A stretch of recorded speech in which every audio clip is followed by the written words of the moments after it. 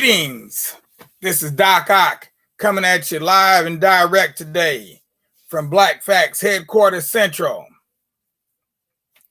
Yes, I hope everybody had a good night, got a good night's sleep, and doesn't feel like a creep, because we're getting ready to give you some really good information on the cheap. Yeah. All right, so here we go. Proverb for the day. The day on which one starts out is not the time to start one's preparations. The day on which one starts out, the day to start one's preparations. And I don't have the country that one comes from right handy, but that's okay, because it's definitely a good proverb. I may even do it again later. Meanwhile, let's go to our poem. Poem today. I had a hard time choosing which poem I wanted to do, and I finally decided on this one here. It's not one of mine, but it's a good one. It was done by a man by the name of Big Bill Brunzi, and it's a blues number. So I'm gonna try and do it like it needs to be done. The name of this piece is called If You're Black, Get Back. This little song that I'm singing about, people, y'all know this true. If you black and gotta work for a living now, this is what they say to you. It says, if you was white, you're all right. If you was brown, stick around. But if you was black, whoa, brother, get back, get back, get back, get back. I was in a place one night, they was all having fun. They was all buying beer and wine, but they wouldn't sell me none. They says, if you was white, you're all right. If you was brown, stick around. But if you was black, whoa, brother, get back, get back, get back, get back. I went to an employment office, got a number, and I got in line. They called everybody's number, but they never did call mine. They says, if you was white, you're all right. If you was black, brown, stick around. But if you was black, whoa, brother, get back, get back, get back, get back. Me and a man was working side by side. This is what it meant. They was paying him $1 an hour, and they was paying me 50 cents. They says, if you was white, you're all right. If you was brown, stick around. But if you was black, whoa, brother, get back, get back, get back, get back. I helped build this country, and I fought for it too. Now guess what you can see? What a black man have to do. They says, if you was white, you're all right. If you was brown, stick around. But if you was black, whoa, brother, get back, get back, get back, get back. I helped win sweet victory with my little plow and hoe. Now I want you to tell me, brother, what you gonna do about Jim Crow? Now, if you was white, you're all right. If you was brown, stick around. But if you was black, whoa, brother, get back, get back, get back, get back. And that's my song for today. That's all I got to say. And I hope we can do it in a whole better way, because I don't want to be discriminated against today. Now, that brings us to our piece for today. We call it Race in Space. Race in Space. And it's all about being black and being in space. Now, we talked a little bit about it yesterday, but we're going to talk a little bit more about it today. Yesterday, I happened to mention to you about the first primate in space, the first black in space. And if you don't think he's black, just check him out. Because after you look at this picture, there shouldn't be no doubt. Okay, look like something right out of Black Panther. All right? And his name is, I think that's Ham. Could be Ham or it could be Abel. It's one of them. They gave them all biblical names. Okay, so first black in space wasn't a man at all. Matter of fact, it was an ape. And he looked a lot like this one right here. just in case you think they weren't serious about sending this into space. They did. And that was the beginning of the space race. They did that in Russia. They did it in, they sent some other animals in Russia. They did it in the USA. And in 2013, Iran sent their first ape into space. Now, here's the question. What qualifications did the ape have to have? Did he have to have an engineering degree, pilot experience? Did he need to be a fighter pilot? Did he even have a driver's license for that rig? No, I don't think he did. So I think now you dig why I read that poem today.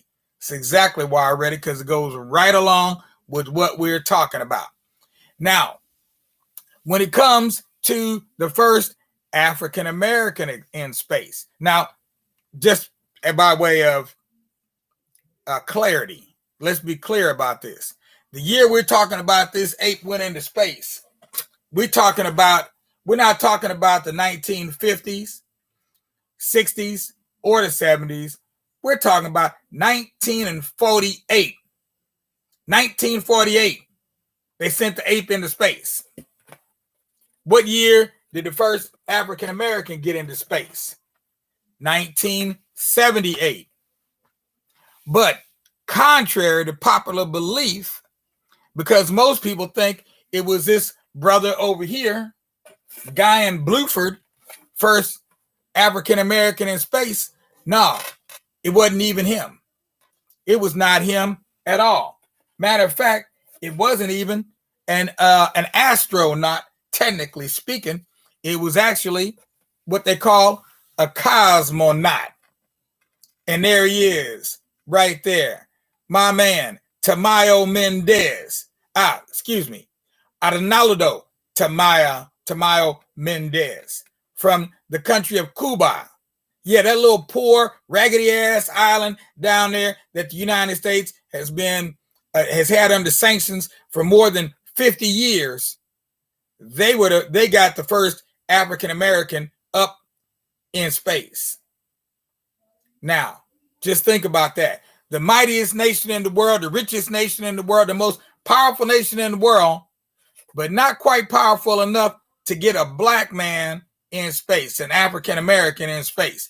That had to happen through in Cuba, and as a matter of fact, they went on a Russian spaceship. So he was not an astronaut; he's actually a cosmonaut. They had a whole different name for him. They call them cosmonauts. So, race in space has been a very tricky thing.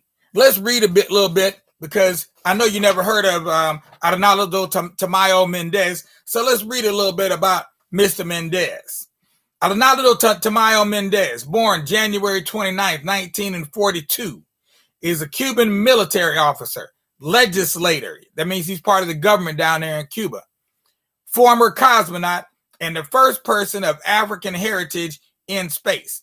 As a member of the crew of Soyuz 38, he became the first Cuban citizen, the first Latin American, the first person from a country in the Western Hemisphere, other than the United States, to travel into Earth orbit, and, as I just said, the first black man in space. Arenaldo Tamayo Mendez. Remember his name, because you can't find it anywhere else. Well, there is one website. I did find it on the Black Past. They did mention it there. But when you look in the books, etc., no mention in the books. All the books about avionics and astronautics and blacks in space and all that, they don't mention him in none of them. Early life and military service. Tamayo was born in Baracoa, Guantanamo province, into a humble family of Afro-Cuban descent. Orphaned as an infant, he was adopted at age 1 by Rafael Tamayo and Esperanza Mendez. He began working at age 13 as a shoe shine and vegetable vendor, and later worked as a carpenter's assistant. He was born on January 29th, 1942 in Cuba. During the Cuban Revolution, he joined the Association of Young Rebels, a group protesting the Batista regime, and later the Revolutionary Work Youth Brigades. After the Cuban Revolution, he entered the Technical Institute, the Rebel Army, completing a course for aviation technicians in December 1960. Wishing to become a fighter pilot, he went on to join the Cuban Revolutionary Armed Forces. Between April 1961 and May 1962, Tamayo completed a course in aerial combat with MiG-15s at the Yasik Higher Air Force School in the Soviet Union, after which he was certified a combat pilot at the age of 19 years old. Later that year, during the Cuban Missile Crisis, he flew 20 reconnaissance missions as part of the Playa Girón Brigade of the Cuban Revolutionary Guard. Now, the thing to keep in mind is that in order to become a cosmonaut, not only did he have to have the flight experience, aviation experience, physical stamina and strength, those kind of things, he also had to be able to speak Russian. I would probably say fluently, because when you up there circling around the earth and they say, hey, push the red button on the right, you doggone sure better know which way they're talking about, which button they're talking about pressing. You definitely do not want to press the wrong button and eject yourself right out into space. All right, my brother. I see you over there, Siddiqui. So in 1967, Tamayo joined the Communist Party of Cuba, spent the next 2 years serving with the Cuban forces in the Vietnam War. So, question is, whose side was he fighting on? Sounds like he was fighting on the side of the Vietnamese, I would guess. Returning in 1969 to study at the Maximo Gomez Basic College of the Revolutionary Armed Forces until 1971. In 1975, he was made Chief of Staff of the Santa Clara Aviation Brigade and was promoted to the rank of Lieutenant Colonel the following year. In 1978, he was selected to the Inner Cosmos program and moved to Star City, Russia for his training as a cosmonaut. Now, this Inner Cosmos program, because I'm just discovering this myself, but it was quite interesting reading about it and learning about it. Just the little bit that I know right now, they included what this was about. It was, we talk about diversity here, but our diversity is nothing compared to what it should be. Okay. So, and the Russians, the Soviets at that time, what they were doing is they were dealing with some serious diversity there, because they were putting people up in space from as many of their allied countries as possible. So Cuba was one. They also included people from the Eastern European states of the Warsaw Pact, Comecon, and other socialist states like Afghanistan, Mongolia, Vietnam. In addition, pro-Soviet, non-aligned states such as India and Syria participated. Even states such as the UK, because they didn't have a space program either. Okay, France and Austria, despite them being capitalist states. Now, if you think about the space program and who NASA was putting on those rockets, you can't even come up with a list like that of people from various countries, even though many of them were already right here in the United States. And many of these weren't even in Russia. They were in their home countries, but they put them up in space. So they actually had this Inner Cosmos program was a multinational program that, again, like I said earlier, we have never heard of. So you can just think about this, what's been happening with the media. People talk about fake news. Fake news is real.